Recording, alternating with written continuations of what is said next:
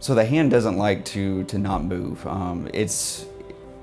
It has to always be in motion, otherwise it's going to get stiff. So even after an injury to the distal radius there, you have a fracture, we'll have you start moving the hand right away to prevent that stiffness from happening. Because even in just a couple of days, people come into the clinic and they're not one to bend it because it's so painful. And we will have them fight through the pain to try and maintain their motion, because really in the hand, motion is lotion. It keeps everything moving.